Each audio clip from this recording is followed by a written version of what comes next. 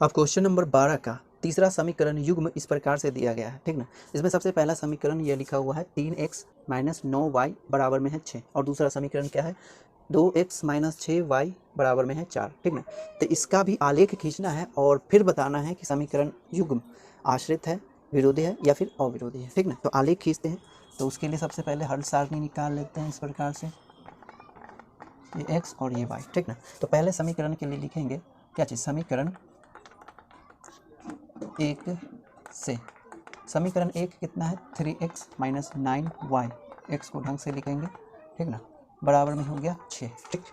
तो एक में हम मान लेंगे, माना x बराबर 0 है, तो उसके रिस्पेक्ट में y का वैल्यू चाहिए, तो 3 गुने 0 माइनस 9y बराबर में 6, या फिर माइनस 9y बराबर में 6 हो जाएगा, या फिर y का वैल्यू जो हम देखेंगे वो माइनस 6/9 हो जाएगा, जिसका वैल्यू होता है माइनस 2/3, है ना। इसे सॉल्व किया जाए तो इस प्रकार से प्राप्त होगा।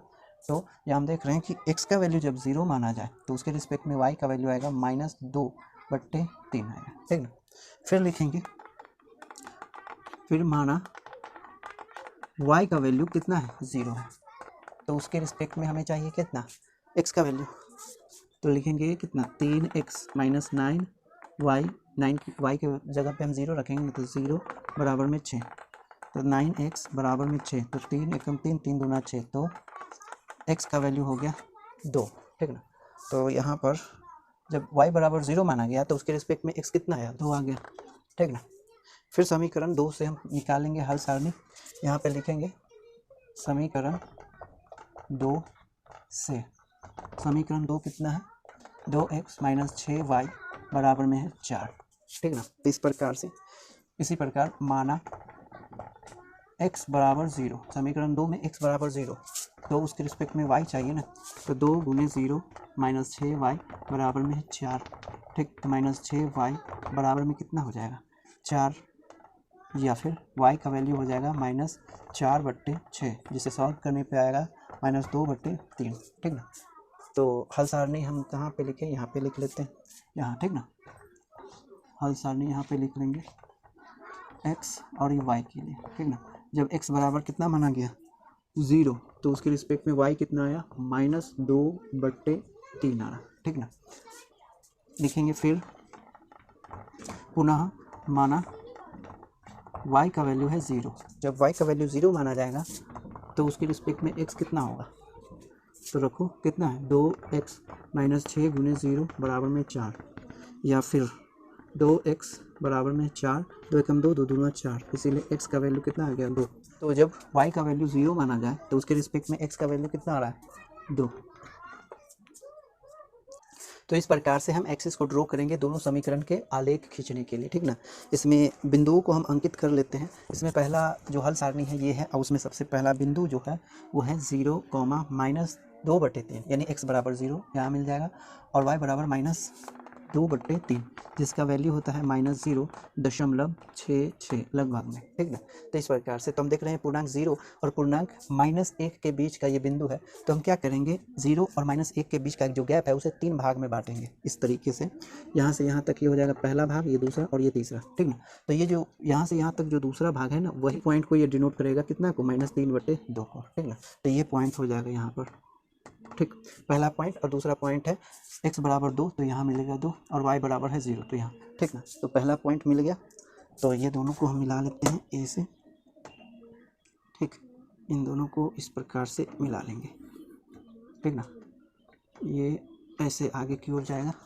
ये हो गया पहला समीकरण का आलेख। पहला समीकरण कितना है, यहाँ पर 2x, सॉरी यहाँ है 3x माइनस 9y बराबर में है 6। फिर दूसरे समीकरण के हल सारणी को देखें तो इसमें पहला पॉइंट है x बराबर 0 और y बराबर -3/2, यानी सेम पॉइंट है, यही पॉइंट है, यानी इसी पॉइंट पर ये जाएगा, ठीक ना। तो पहला पॉइंट तो कोइंसाइड हो गया, एक ही पॉइंट है दोनों के लिए।